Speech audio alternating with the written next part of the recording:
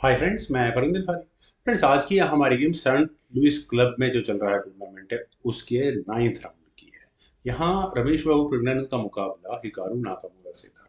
Friends, वैसे तो इस पूरे टूर्नामेंट में अभी तक का रमेश बाबू प्रज्ञानंद का प्रदर्शन थोड़ा नॉर्मल रहा है, बल्कि बिलो एवरेज उनकी कैपेबिलिटी के हिसाब से थोड़ा कम ही रहा है। तो चलिए इस गेम को देखते हैं, जहां प्रज्ञानंद ने D4 के साथ शुरू किया। नाइट F6 का रिप्लाई यहाँ नाकामुरा ने खेला। बिशप हुआ G5 स्क्वायर पर, देन हुआ C4 D5 क्वीन आई B6 स्क्वायर पर। यहाँ B2 पॉन पर अटैक है, नाइट C3 इस बात को इग्नोर किया एग्जैक्टली इस पॉइंट पर लेना। लेकिन उसके बाद क्या होगा, बिशप वापस ही आएगा D2 स्क्वायर पर। देन हुआ D6 तो E4। इसमें जो क्वीन टेक्स B2 बार बार ललचा रहा है, लेकिन देखिए नाइट तो बचाना के लिए D2 स्क्वायर पर आएगा ही ना। उसकी इतनी देर में ब्लैक चाहे तो अपनी क्वीन को वापस भागा कर ले जाए, एक एक्स्ट्रा पॉन मिलता है। लेकिन ये हमारे जैसे लोगों के लिए जीएम लेवल पर ये गेम नहीं चलती। उन्होंने ब्लैक यानी नाकामुरा ने पहले खेला G6, रुकाया B1 स्क्वायर पर। देखिए प्रज्ञानंद के दिमाग में भी इस B2 पॉन का डिफेंस तो रहा ही है ना। बिशप G7, देन हुआ नाइट F6 H6। बिशप को हटाओ, यहाँ से गया F4 स्क्वायर पर। तो नाकामुरा ने कहा कि एक कदम और हटा लो इसको, G5 दोबारा बिशप पर अटैक बना। बिशप गया E3 स्क्वायर पर। देन ब्लैक ने अपने नाइट को G4 स्क्वायर पर रखा। मुझे बिशप यहाँ चाहिए ही नहीं, रखा कैसे आपने? तो बिशप फाइनली लैंड किया जाकर D2 स्क्वायर पर। देन हुआ F5।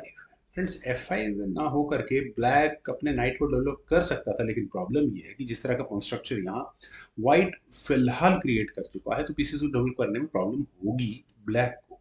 खैर, बिशप से पहले आई चेक, किंग हटा लिया।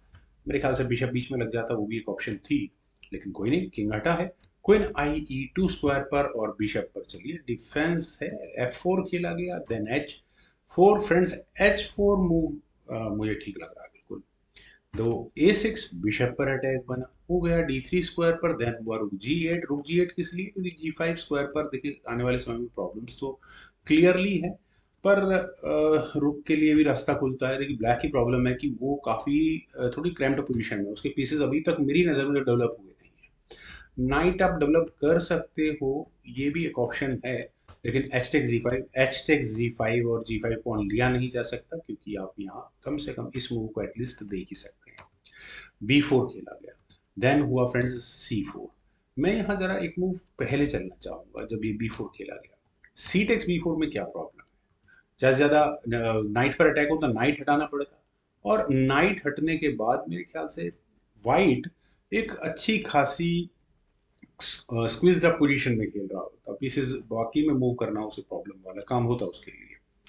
खैर, यहाँ खेला गया C4, और ये पॉन सेक्रीफाइस किस लिए है एग्जैक्टली अभी मैं एक्सप्लेन नहीं कर सकता। बिशप टेक्स C4 हुआ, देन हुआ बिशप F6, ताकि पॉन का डिफेंस किया जा सके। I don't think any by any means कोई फर्क पड़ने वाला है। B5 खेला गया, और फ्रेंड्स यहाँ तक चलिए गेम में लगभग सब कुछ ठीक था। नाकामुरा यहाँ एक छोटी सी चूक कर गए, उन्हें A टेक्स B5 खेल लेना चाहिए था, क्योंकि यहाँ से अगर ये गेम आगे बढ़ती है तो नाइट टेक्स B5 ही होता। उसके बाद रुक भी ब्लैक का एक्टिव नहीं, सॉरी अभी नहीं होता क्योंकि बिशप है ना, तो बेटर होता। या फिर रुक टेक्स B5 होता, उसके बाद क्वीन हटा ली जाती। लेकिन यहाँ नाकामुरा ने अपने ए पॉन को आगे पुश किया, और ऐसा होने के बाद फ्रेंड्स, क्या आप लोगों को ये क्विन ट्रैप होती हुई नजर आ रही है? बिल्कुल आ रही होगी, क्योंकि नाइट A4 यही नेचुरल सिलेक्शन ऑफ मूव्स बनता है। यहाँ से इस क्वीन को कहाँ लेकर जाएं?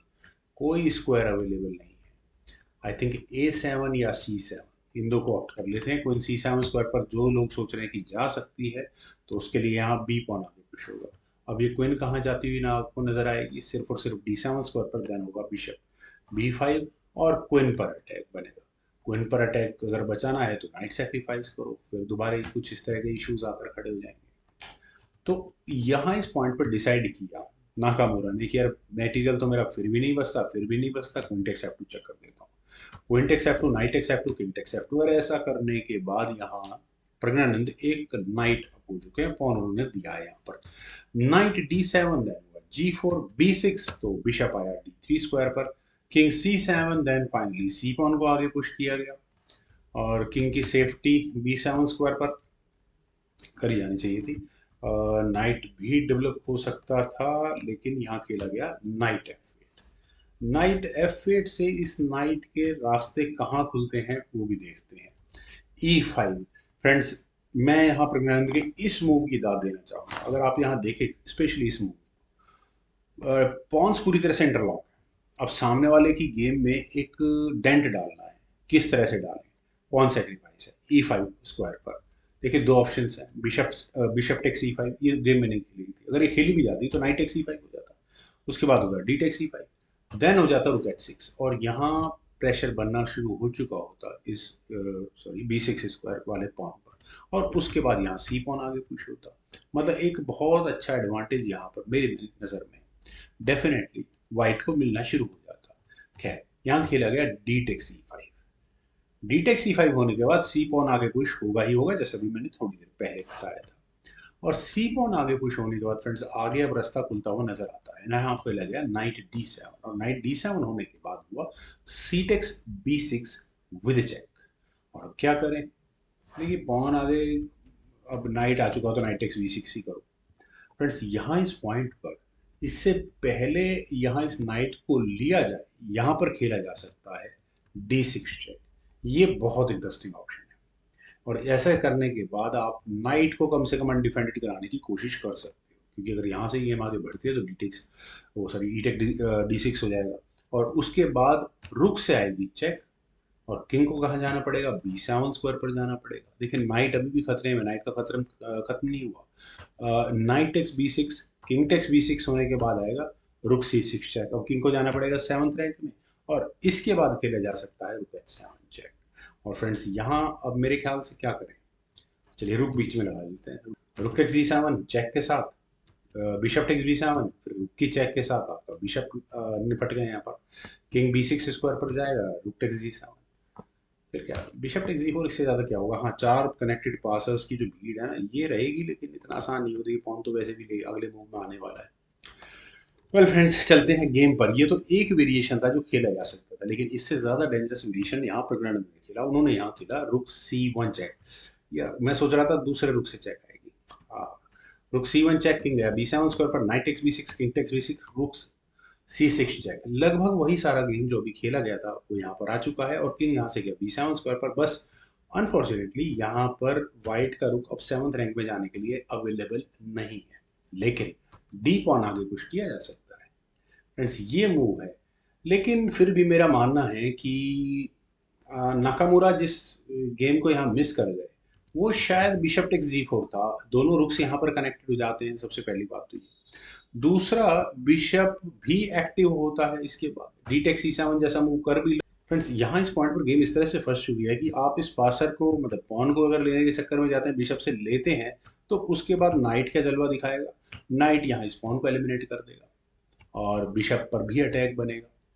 खैर चलते हैं जरा गेम पर। यहाँ पहले खेला गया किंग B8, और किंग के B8 स्क्वायर पर जाने के बाद हुआ D takes E7, bishop takes E7, natural selection of move है। और इसके बाद यहाँ प्रज्ञानंद ने पॉन को लिया नाइट टेक्स E5।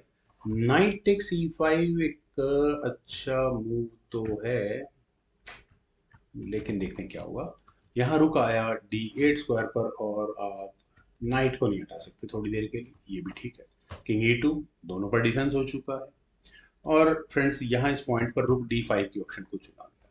मेरे ख्याल से अब गेम में काफ़ी कुछ हो चुका था। यहाँ ठीक है, नाइट पर डिफेंस करने के लिए क्या करेंगे? बिशप C3 प्रज्ञानंद ने किया, और उसके बाद बिशप D6 यहाँ नाकामुरा ने किया। फ्रेंड्स यहाँ मेरे ख्याल से एक छोटी सी गड़बड़ और हुई है नाकामुरा से। उन्होंने यहाँ E5 स्क्वायर पर थोड़ा ज़्यादा ही ध्यान दे दिया। बिशप आया E4 स्क्वायर पर, और फाइनली रुख पर अटैक बना। अब बेचारे रुख कहाँ जाएगा? रुक के जाने के लिए कोई स्क्वायर अवेलेबल नहीं है। बिशप अनडिफेंडेड भी होता है, उसका भी खतरा रहने वाला है। तो डिसाइड किया कि रुक टेक्स C5 को। लेकिन फ्रेंड्स यहाँ इस पॉइंट पर फाइनल मूव था रमेश बाबू प्रज्ञानंद का, वो था रुक टेक्स C8 चेक। इस मेटल एक्सचेंज को बाद में कंप्लीट करते रहेंगे, पहले चेक दो, एक्सचेंज सेक्रीफाइस देकर। और यहाँ इस मूव के बाद हिकारू नाकामुरा को रिजाइन करना पड़ेगा। रेजिग्नेशन का रीजन क्या है? किंग टेक्स C8 फोर्स हो जाता है, और बिशप यहाँ रुक पर अटैक बना रहा है। मतलब यानी कि आप पहले करो बिशप टेक्स E5, रुक एलिमिनेट करो ब्लैक का, bishop takes E5, metal exchange equal होगा, फिर उसके बाद बिशप टेक्स A8, और पूरा पूरा एक रुक यहाँ पर व्हाइट के पास एक्स्ट्रा होगा 3 पॉन्स और 3 पॉन्स पॉन्स के मामले में दोनों खिलाड़ी बराबर हो। वेल फ्रेंड्स, मुझे काफ़ी अच्छी गेम लगी। उम्मीद है आप सभी लोगों को भी ज़रूर पसंद आएगी। आप लोग वीडियो को लाइक, शेयर और यूट्यूब चैनल को प्लीज़ सब्सक्राइब ज़रूर करें। आपके कमेंट्स का मुझे बेहद इंतजार रहेगा। Thank you for watching. Bye for now.